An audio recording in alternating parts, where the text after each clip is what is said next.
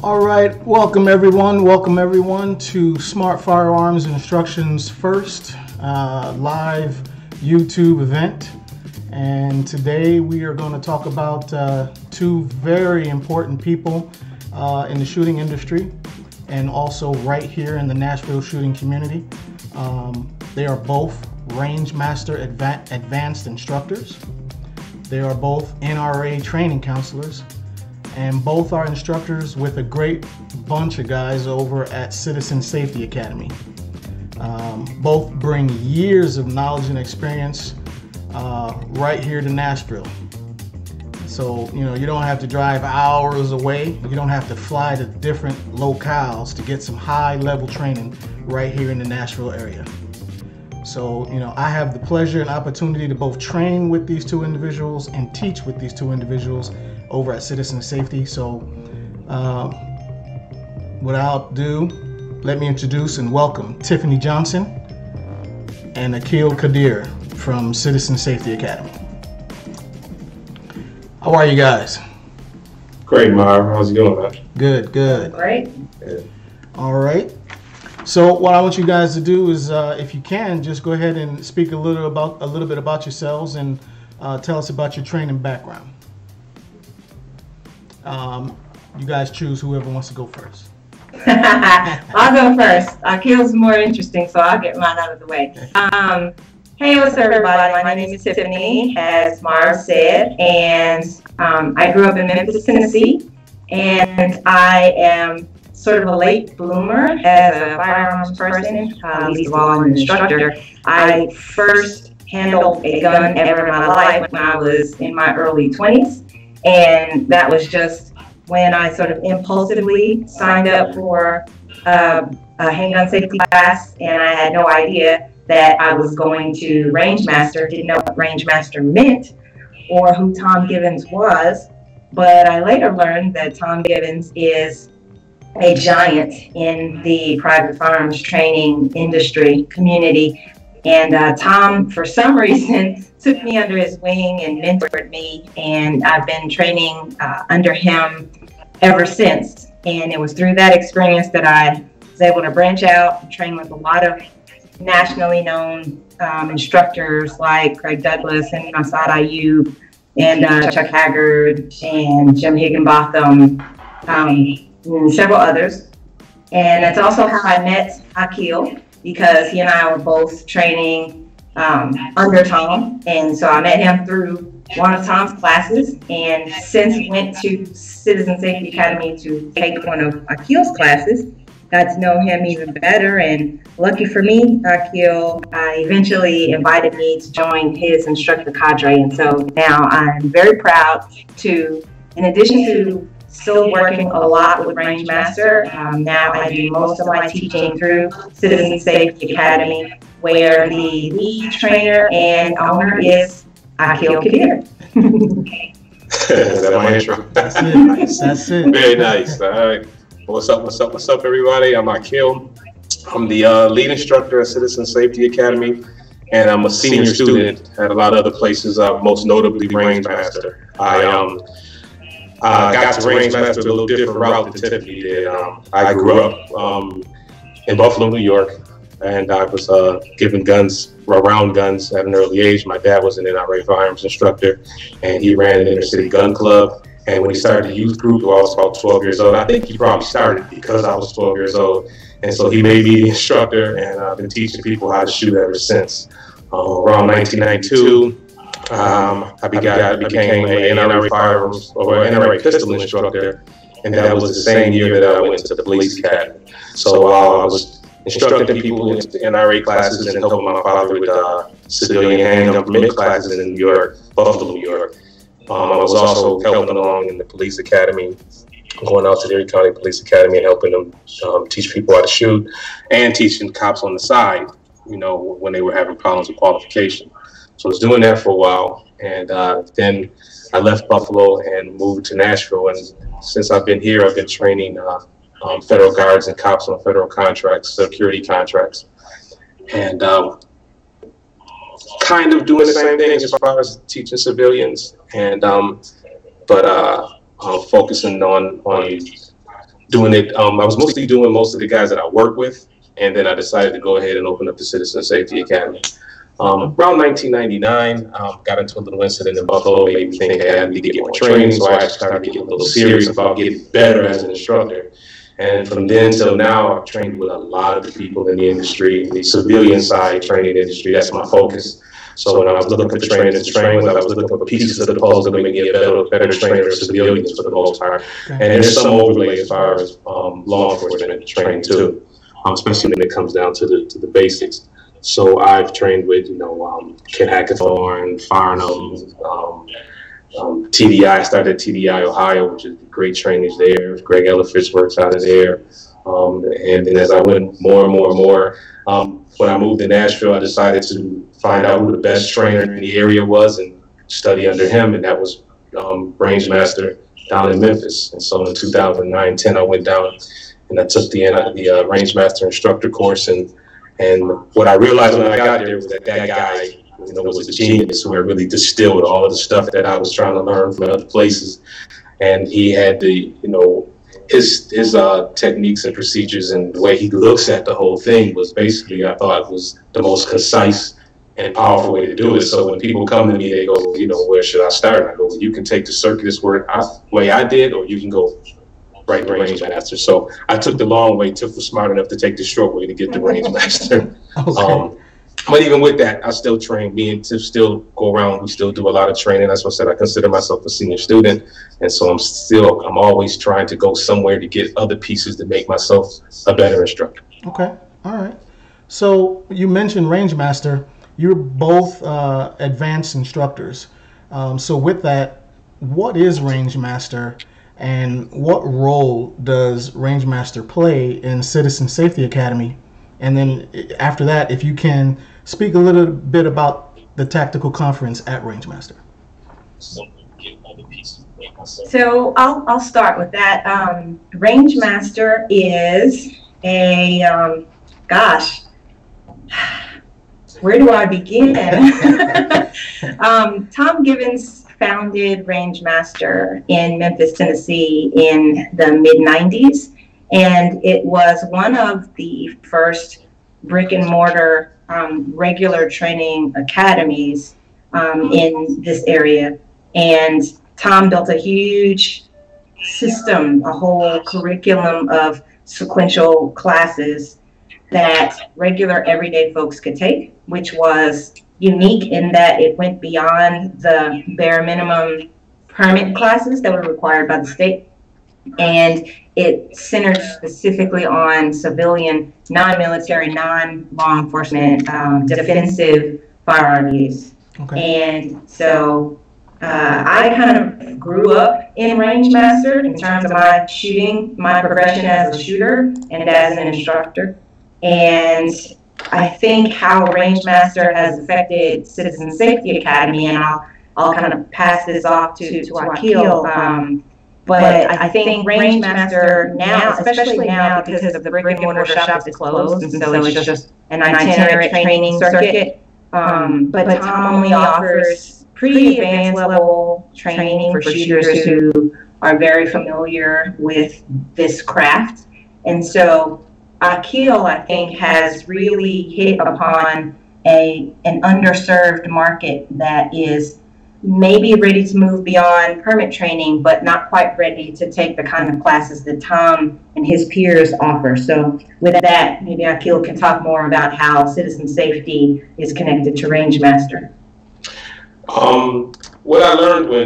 What was nice about Rangemaster, what I learned studying Tom was that, and the way he approaches is that what I consider Tom to be the place where after Tom, classes that you would take after Tom gets into the level of what I would call enthusiast work. You know what I'm saying? When Tom has got the basics down to a science.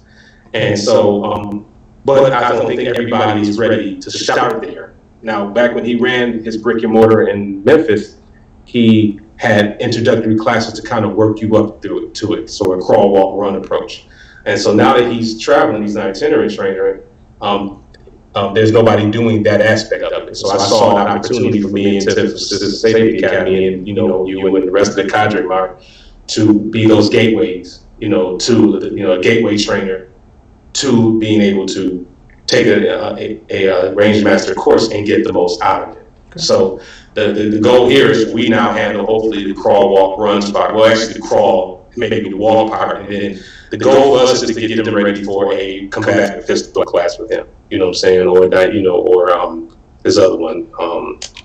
Dynamic. Yeah, intensive pistol, and then hopefully, I think everybody should go and take his instructor course. And correction, I'm not actually an advanced instructor yet. I will be hopefully this summer. I've taken the instructor course I think 7 times at this point, and helped out with it. So I was knowing the back of my hand, but I'm going to take advanced instructor. In fact, he sent me an email, told me I need to take advanced instructor class. I'll be taking that this summer, hopefully, yeah. And then he's got another level of instructor class he's bringing out too. And like I said, because I've trained with a lot of people. I tell you, I've taken well over 1,000 hours of classes, I'd say, easy, and trained with well over 30. At least 30 different instructors, and I can honestly say, people say you can go that route that I think, or you can just start there. And so what I want to do is get people up to where they can take it from either him or, there's other instructors in the industry who are at his level and teach something very similar and get them off to those guys too. So okay, all right. So tell us about TACCOM. What is TACCOM, and how would someone who is a new shooter attend TACCOM? So TACCON is our loving euphemism. Our abbreviation for the long term is the Range Master Tactical Conference and Polite Society Pistol Match. That's how it began. Now the match is really not so much about Polite Society as it is just kind of an integrated part of the tactical conference. What the conference is it's a 3-day event where Tom Gibbons brings renowned instructors from all over the country into one spot for a whole weekend. Usually it's over 40 instructors. People like, of course, Tom Gibbons, but also Masada Ayub, Craig Douglas, Chuck Haggard, Paul Sharp, Cecil Birch, Lee Weems, John Hearn, John Farnham. There's, like I said, over 40 instructors every year. And Tom basically puts together a kind of mini university where there are 5 separate tracks of classes going on at any given time. Mm-hmm. And there are 3 tracks of classroom lectures, interactive non-shooting courses.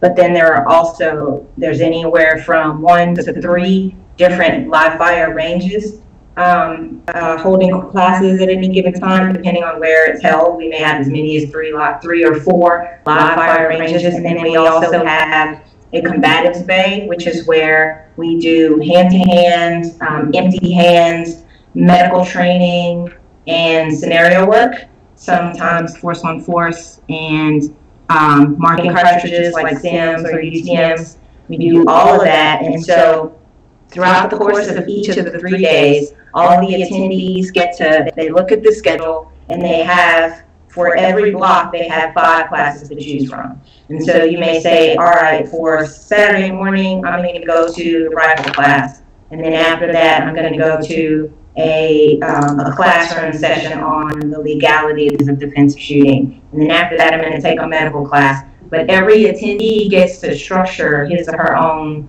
schedule as they see fit. And so you can go to TACCON and not fire a single shot and still get an experience that's well worth the price of admission, or you can go and take all live fire classes, or some anywhere in between.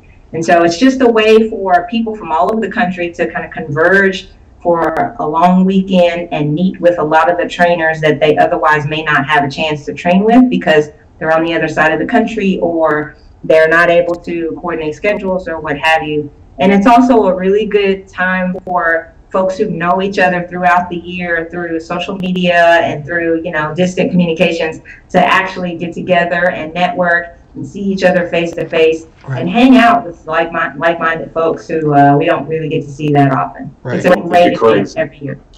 It was a great time the first time I went. I wish I was going this year, but I will be there, hopefully, God willing, for next year. So you also are NRA training counselors.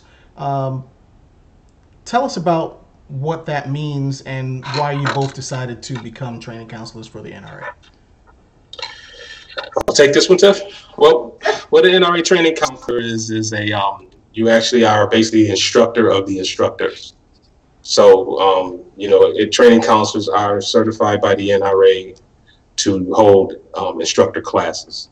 And me and Tiff decided to go do that because, once again, we found that some of the issues were with the industry were that the gateway instructors weren't doing their job adequately, or they didn't know enough. And so what me and Tiff decided that we would do was we would go out and try to impart with knowledge we have and the techniques that we think are better, and hopefully make better instructors, better gateway instructors, so that the people coming in are getting the proper information. Because the information is not like any other information in this regard, is that if you give bad information, what we do, it can cost people their lives, it can get them hurt. And so it's very important that we give good information. And so me and Tiff, we figured we can either sit around and complain about it, or we can get up and do something about it.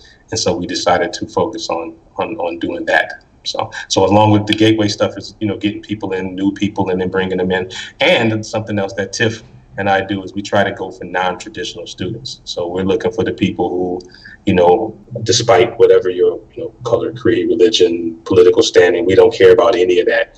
It's all about, everybody has the right to protect themselves, and we want to get them started in that direction correctly. Okay. So why we teach NRA stuff, I think, is because the NRA's lesson plans, after having left them for a while, I started as an NRA instructor and did that for many years, and I left it alone for a while as I got off into more advanced training. And then as I came back to it, me and Tiff had a talk. I think we were coming back to it at around the same time. And we decided that, what the NRA instructor courses and what the NRA lesson plans and their teachings have are 150 years of being vetted by different courts all over the country. And they're, pretty much bomb-proof in court. And so we wanted to make sure, or bulletproof. I think that would have been in court. And so we want to make sure that people have, a certificate that, or training and information that not only is solid, because we think that it is solid and done properly, but that'll also work for them across the country. It is the national standard for training. And any court that you may, if you, God forbid, have to ever use the skills that you learn from us, we want them to be well vetted for you and stand up for you in the court of law. Okay. So that you went right into the next question. I'm glad you did. So to follow up on that just a little bit, tell us the difference between the NRA Training Division and the NRA ILA, which stands for the Institute for Legislative Action. Tiffany, would you mind? Sure.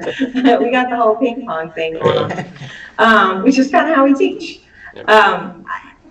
They're actually, most people don't realize it, but they're actually two different organizations. They're literally two separate entities, different corporations. And it's unfortunate that, in my opinion, it's unfortunate that the two are conflated so often, because what the NRA advocates politically has very little to do with its teaching policies and the quality of its instruction and training curricula. So we like to remind folks who come to our training who may be leery of the NRA for whatever disagreements they may have with the NRA's political stances.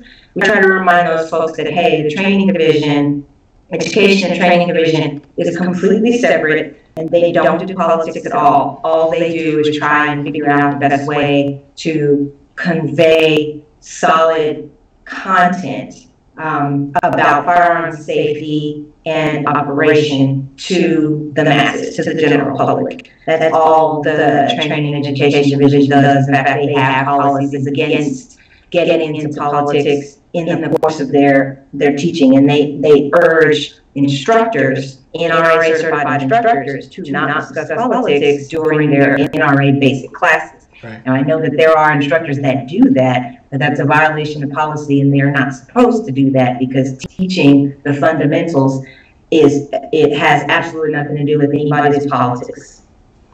Great, great. This one is for Aqil, and Tiff, you may be able to chime in a little bit also. Tell the watchers about CSA curriculum. And then I know we have designed 2 new courses, ATP1 and ATP2, which stand for After the Permit. Speak a little bit about that. Well, okay. As I said, CSA has poised itself as a gateway. So we believe in teaching the fundamentals at a high level. Basically, we want to make sure that we are all about beginners and new people. We want to get new people in, so we want to make sure that we teach them properly. Becoming an responsibly armed civilian is not a class, it's a process. And we want to get people going along that process properly. So we offer the Tennessee Handgun Carry Permit classes, and that's a good beginner's class. We also offer classes like Women on Target, that are before that class. An excellent class, Women on Target, that Tiffany does. It's a short 4-hour class, but it gives people, if they have any jitters or even taken the handgun carry permit course, they can start there. So we do pre-introductory classes, and then we can have an introductory class like the Tennessee Handgun Carry Permit. For those who are not in the state of Tennessee or don't want to take that class, we have NRA Basic Pistol, which is always a good place to start. And then, there's NRA Defensive Pistol, which teaches you, goes from taking the basics. So how do you use those basics in the context of defending yourself with a firearm. So we determined that there was kind of a gap in between there to work. Remember crawl, walk, so that whenever we got them for crawling, how do we get it walking? We came up with 2 classes. One is ATP1 and ATP2, and the ATP stands for After the Permit. And what After the Permit 1 is what do you do after you take the permit class and that's the first time you may have handled a firearm, you got some basics, but you're not exactly sure, you're not confident. We want to start getting you confident at that point, working off of a table. We do many drills to get you comfortable handling the firearm and what it does, just get you comfortable with it. Then we go on, if you like that and you do well in that, then we can take you on to ATP2. And from there, we start to bring you in the draw. I mean, how do you actually carry the gun in person, possibly start to live with it and start to, train people on how to get comfortable with that. And if they can do those 2 classes, then we may have a concealed carry class for them to take, and then possibly even after that, a defensive pistol class, But we also do coaching for people who want a little more attention, and I think coaching is actually the best bang for your buck as far as getting that one-on-one time with you. And you and some of the other cadre members, we take people and we'll coach them. Right. And then we also have dry fire clinics, and what dry fire is, if you're not sure, a lot of things as far as handling the gun and getting used to, working with it can be done in a safe, free environment. You don't experience that there's no loud bang of other people shooting.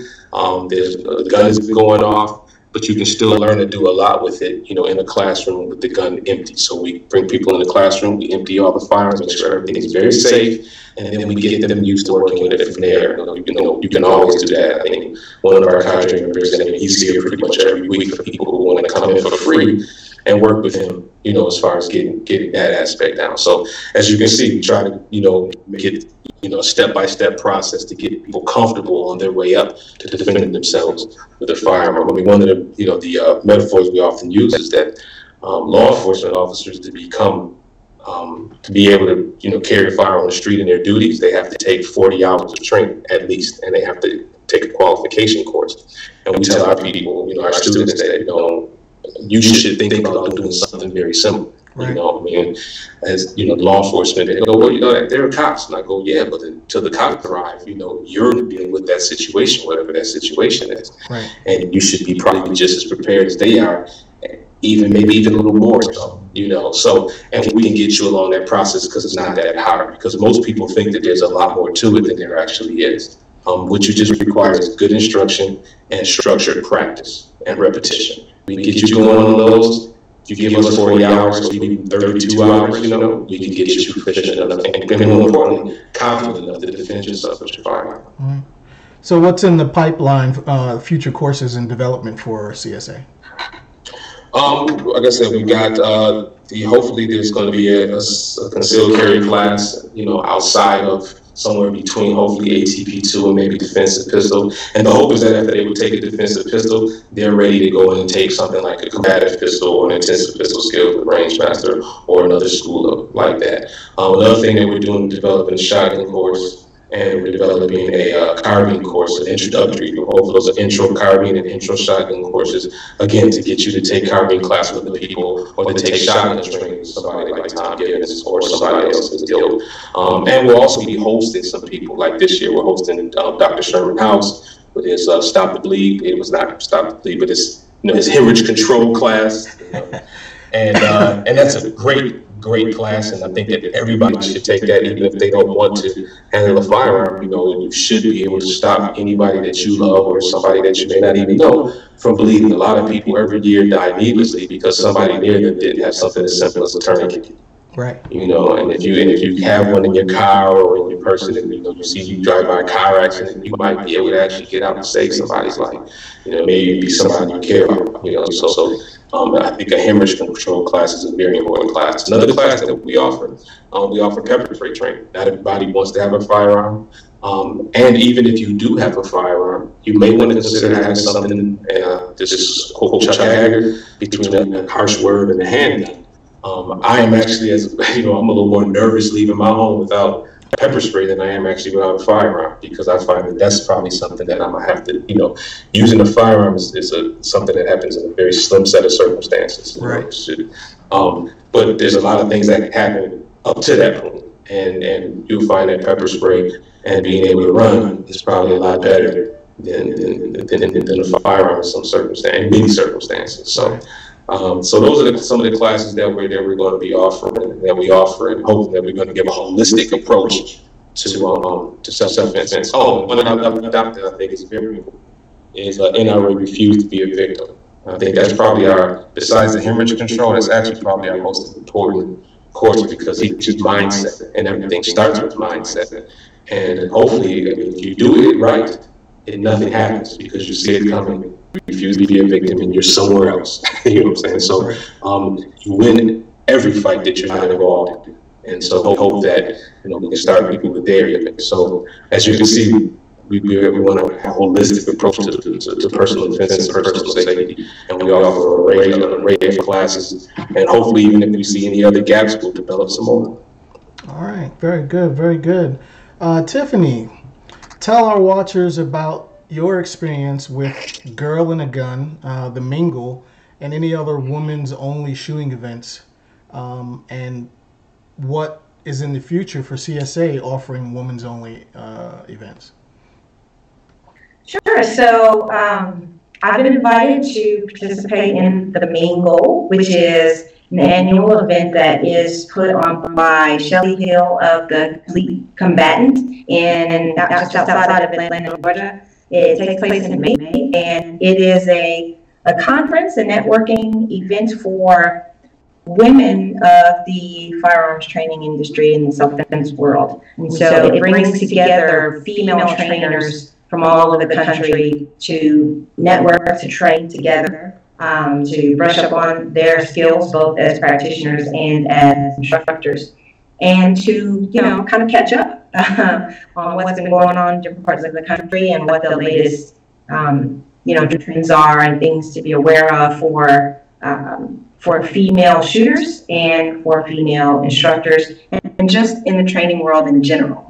A Girl and a Gun is a national women's shooting league, and they every year have an annual conference in Burnett, Texas, which is, I think, about an hour or so, just over an hour outside of Austin. Okay. And I am going to be returning there for my second year in a row, invited as one of the trainers for the national conference. Last year I was a speaker during the pre-conference sessions, and I talked about broadening the tent of the gun world, so to speak, and different techniques for people who train, for people who are familiar with firearms, to extend a welcoming hand to those who are either on the fence or a little leery or afraid or hesitant about firearms, or who may just not have knowledge readily available or reliable resources readily available to them, people they can talk to who are trustworthy and who are not judgmental. All of those folks, I think, are just waiting to be connected with. And so I like talking to firearms trainers and people in the training community about how we can reach out to those audiences. And so that was my topic last year at A Girl and a Gun.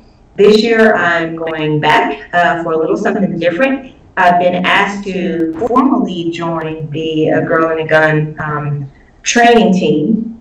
And so I'm going to be teaching some of the facilitators, which are kind of the chapter leaders, if you will, from around the country, about the importance of effective assistant instructors and how to be a good assistant instructor, which is a very different skill set from being a lead instructor, as you know, because you have class. Yeah. And in addition to that, Aqil is going to be joining this year. I'm really excited about that because he and I together are going to teach a holster clinic for ladies at the Girl and Gun Conference. And the executive director thought that it would be great for the entire group if we just did the same class all weekend. So we're going to be offering the defensive holster clinic at the conference 5 times. Wow. And so throughout from Thursday to Sunday, we're hoping that we can cycle as many of the conference attendees through that class as possible, because the A Girl and a Gun crowd is more geared towards sports shooting than defensive context. And so we're going to bring more of the defensive aspect of firearms training to the conference, we hope. And so we're looking forward to that. Okay. Congratulations on your position. Thank you. You're very welcome. So Aqil, this one is for you. And I know this one's very dear to you. Tell us about the Dory Miller Rifle and Pistol Club. And I know that you wanted to start an organization here. Tell us how you see that organization being integrated into the Nashville community. Glad you asked. Dory Miller Rifle and Pistol Club is the club that my father started in 1982 or 81. And or maybe 1980. And it was this urban gun club in Buffalo, New York, named after a World War II hero, Dory Miller. He was one of the heroes during the attack on Pearl Harbor, and African American.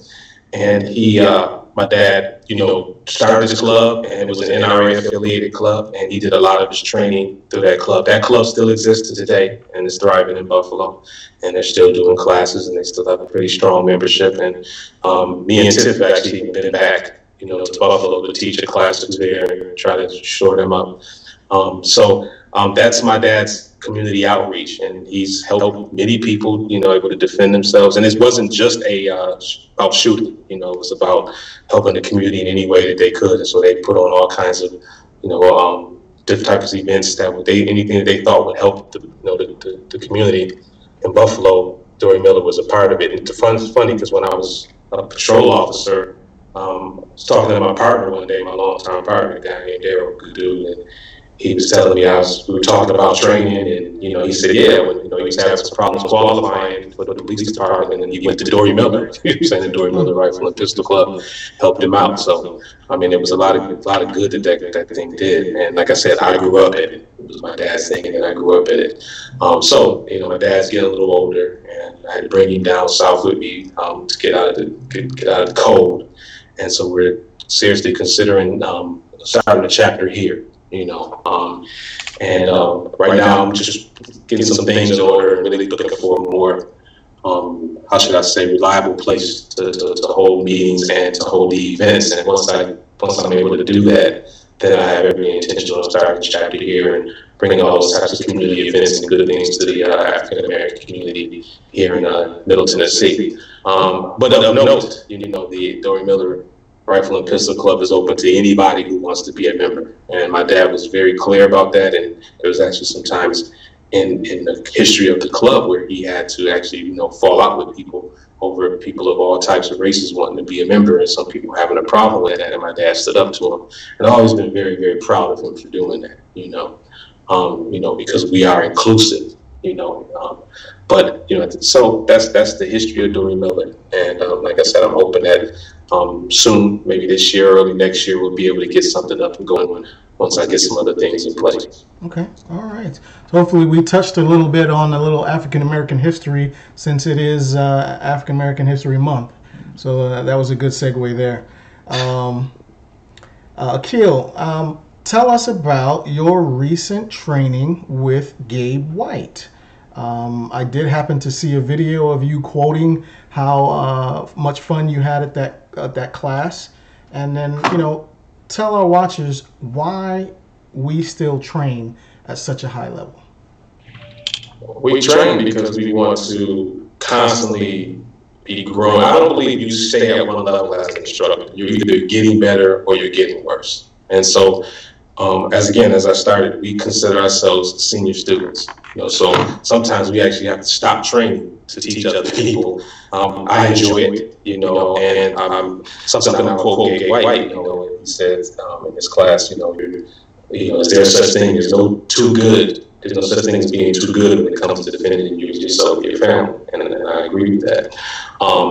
Now, his level of class is a high level class. I don't think most people need to be able to do it. I'm a one who believes in, that advanced is being able to do the basics, the fundamentals on demand, quickly, under stress, without any mistakes, or without very few mistakes, like this. And so, training with Gabe is something that we do I did at least, I think Tiff did too, was to, study not only what he teaches, but how he teaches. Because Gabe, like people like Tom, like people like Craig Douglas, people like Greg Ellis, those guys are what I consider master trainers. When you take a class with these guys, not only are we studying their techniques, their procedures and their tactics or whatever, but we're also studying how they're doing it. And his class was amazing. For those who don't know, Gabe White is probably, when it comes to a defensive, because firearms training has different contexts. There's law enforcement context, there's military context, and there's a civilian defense context, which is like I said earlier, which is one of the reasons why I'm such a firm follower of Tom Gibbons, because I think he has the urban civilian defender context down to a science. I think Gabe takes that and just pushes it up just a notch as far as technical performance, And I look at him to polish off some of my rough edges and to give me something to push myself to. I don't ever want to get comfortable with my skill level. I always want to be pushing it just a little further. And so that's what this class is all about. I mean, it's a high level performance class. It's not something that I would start people at. And, you have to have a level of performance to go there. But I think that for those who have taken, for example, combative pistol with Tom Gibbons, they may be a range master instructor, or thinking about it, or they perform high level higher at a competitive level.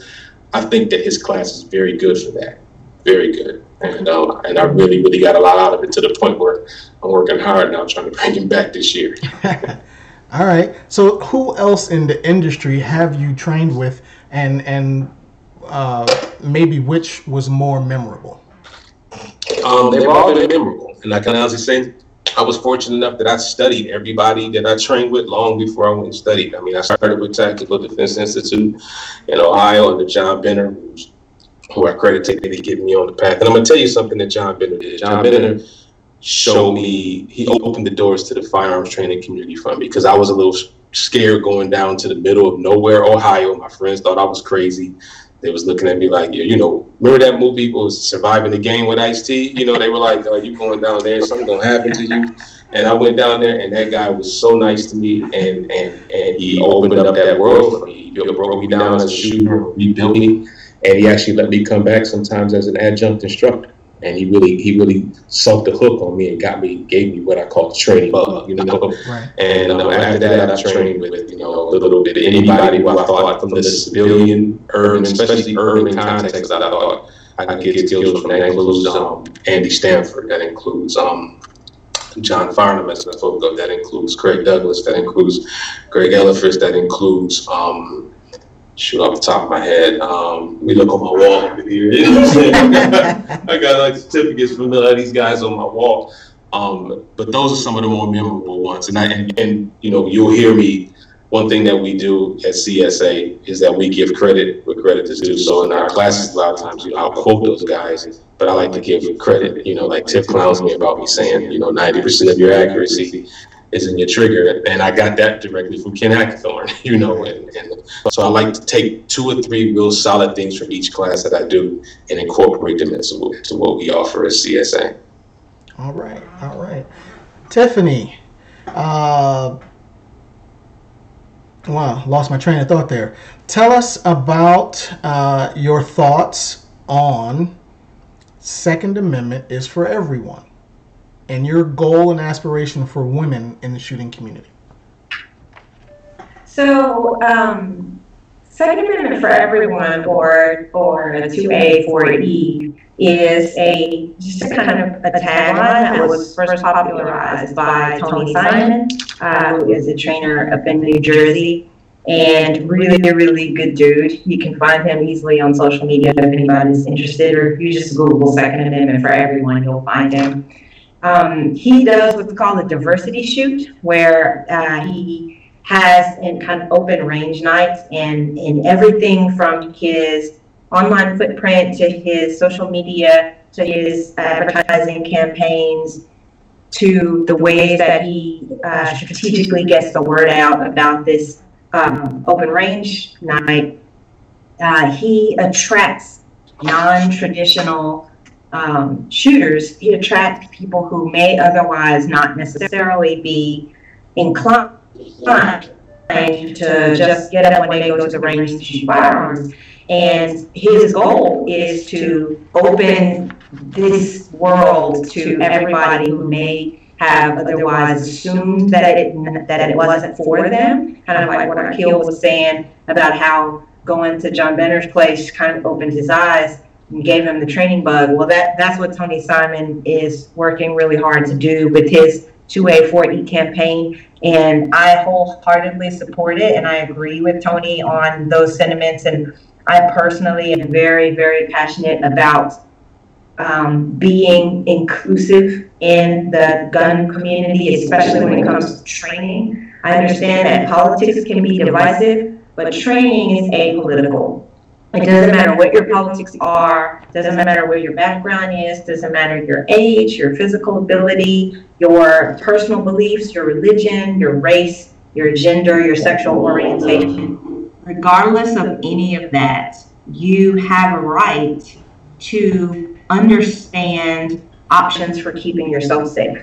You have a right to access tools to self-preserve. And all human beings have at least the right, if not the duty, to do whatever is within their power to self-preserve. And that doesn't necessarily mean that they have to carry 8 guns on them all the time. They may not even like guns. But it does mean that they should have access to reliable information so that they can make informed decisions. Even if they choose never to own guns or to carry guns, they can still know enough about guns to recognize myths or misinformation when they hear it, and to understand the difference between what's safe and what's potentially very risky, unacceptably risky behavior around firearms. And so I am a huge proponent of the firearms community being proactive in this regard. You know, there are a lot of folks in the community who say, well, hey, I'm right here. Anybody who's interested is welcome to come on down and check out what I have to offer.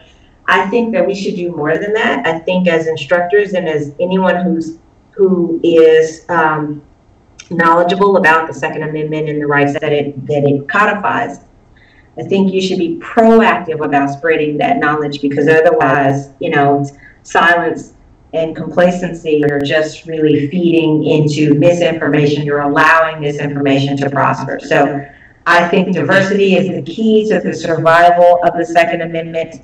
And that, again, and to be clear, survival of the Second Amendment has nothing to do with anybody having guns, right? Even if everybody in the United States today decided they no longer wanted to have guns, the Second Amendment simply codifies our human rights, self-defense, and self-preservation. And we are free as individuals to choose what tools best afford us the highest chances of, leading a prosperous and safe and happy life. So I love what Tony's doing, and I support it. And I think Citizen Safety Academy and Aqil's particular marketing strategies, his approach to his students, and his teaching techniques are all conducive to a much more welcoming, more inclusive atmosphere for the firearms community that I think is affording us great strides in welcoming new people into the fold. Very well said. Very well said. This is to both of you, I guess. Can you name a few authors who our watchers should go out and read? Tom Gibbons. Yes. And I know we've been tooting Tom Gibbons' horn, but he really, I've read his Fighting Smarter book, and it basically says all that needs to be said in as few words as possible. It really is, a good book. Besides that, I would say Andrew Branca. I think everybody should read Andrew Branca's Law of Self-Defense. And Saad Ayub's books are pretty much anything that you can pick up about Saad Ayub is pretty solid. You think of anything else, Tiff? Oh, I think Gavin DeBecker's book. I always tell people to read The Gift of Fear by Gavin DeBecker. That's a mindset book. That's a how to not be a victim, how to avoid danger. That's it off the top. And from a historical perspective, especially as far as African Americans, that's what I was going to say. Yeah, go ahead and say it, Tim. Go ahead. Negroes and the Gun by what's his name? Professor Nicholas Johnson. Nicholas Johnson, yes, Professor Nicholas Johnson. It's a must read. In fact, I don't know how anybody can read that book and support it and not support the Second Amendment. And like Tiff said, the choice. The biggest deal is, we want people to have the choice. We have a class we call Guns 101. And when we hold it, people don't have to like guns. They want to be around them, but they just want to come find out about them and not touch them or anything. That's fine too. We support people having the choice to do whatever they want to do. Okay. So I guess in closing, we have about 10 minutes left. I have some really good questions for the both of you. Why do you do what you do, what we do? Teach, train, we travel all over the place, and we do all these things for little or no money. Well, I'll start. I was bred and raised this way. My dad had a strong protective streak as a man, and he taught me that that there are goblins out there, and that sometimes the only thing that you can deal with, the only thing they respect or understand is superior firepower in that regard, or the threat of it to some extent. But that was driven home when I was a police officer, and over those years that I did that, almost 15 years I did that. I answered a lot of calls. I ran a lot of crime scene tape. I reported and investigated a lot of crimes, but I was there to stop the crime very, very, very few times. And it was driven home to me at that point that you are your first responder. And, if the situation is handled, the police, they come and they do the best they can, but by the time they get there, 99 times out of 100, it's over. And so it's people's responsibility to defend themselves. And if they're willing to do it, I'm willing to help them. And this is that one thing that I would do if, I did make any money doing it. Unfortunately, I do have to pay bills and eat, but I enjoy, teaching people, especially people who don't think that they can or are afraid of it. It's getting those people to understand that, no, you too can defend yourself. So if somebody's scared, send them to us, saying, and we'll work with them at their speed and their pace. But the biggest deal is getting people to understand that, you know, and I love doing that. You know. Okay, Tiff? So we kind of touched on this before, but for me personally, my motivation to do this, even despite it not being, you know, not nobody getting rich here, is my personal philosophy. I really believe deeply in human autonomy, and individual self-reliance and self-sufficiency.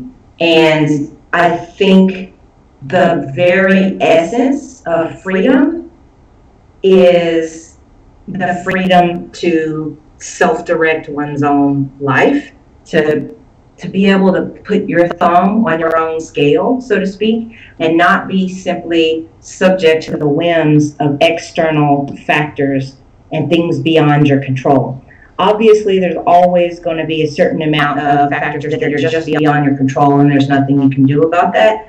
But there are ways that we as individuals can start to take little nuggets of control back for ourselves. And one way is by affording ourselves options. The more choices we have, the more control we can exert over any given situation. If we're given no options, then we really don't have any freedom to choose, because there are no alternatives. If we have options, then we can choose, and whether we pick this tool or that tool or no tool, the mere fact that we've made that decision consciously and with the benefit of information means that we have done so as autonomous, free human beings who are directing our own lives, who have both hands on the wheel, so to speak.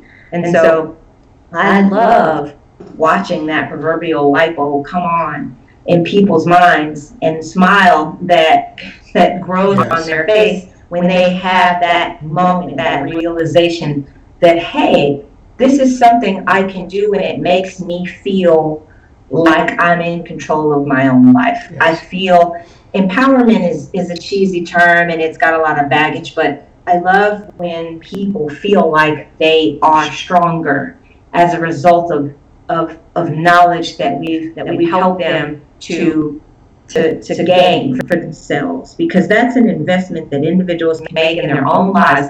It's not me telling them what to do. It's not me trying to persuade them or to change their minds about anything. It's just me arming them with the information that they need to make informed decisions rather than blindly flailing about life. And I think once people realize just how freeing, how liberating that is, then at that point it doesn't really matter what decision you make. you just celebrate the freedom to make those decisions on your own. And that's true whether we're talking about guns or pepper spray or what color shoes you're going to put on in the morning. It's really all the same thing. If we go back to that central tenet of freedom that is at the heart of the American experiment, then there's really not much disagreement to fight over. All right. So last question, and I think it's a little bit of a hard question because it's asking you to kind of toot your own horn. But what makes CSA better? Aqil here. No, I don't know if I would say CSA is better. You know, what I would say is CSA is more accessible. We want it to be more accessible. That's all. I mean, in a nutshell, we want, you know, people anybody who feels like they want to make that choice, we want to give them an avenue and a path to do that comfortably and safely. And it's funny because me and Tiff talk about it, you know, sometimes how, you know, a lot of advanced instructors, they're not comfortable, they don't like teaching new shooters.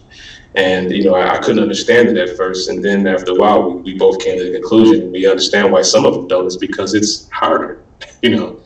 It really is. It's harder to you know, operate at a certain level to some extent, and then come back and teach people, you know, and be able to break it down in a way that they understand. You know, somebody who has no experience, or no exposure to firearms or self-defense or even defensive thinking at all, to find a way to be able to speak to them in terms they understand. So if there's anything that I say that Citizen Safety Academy has, is that we work hard to do that.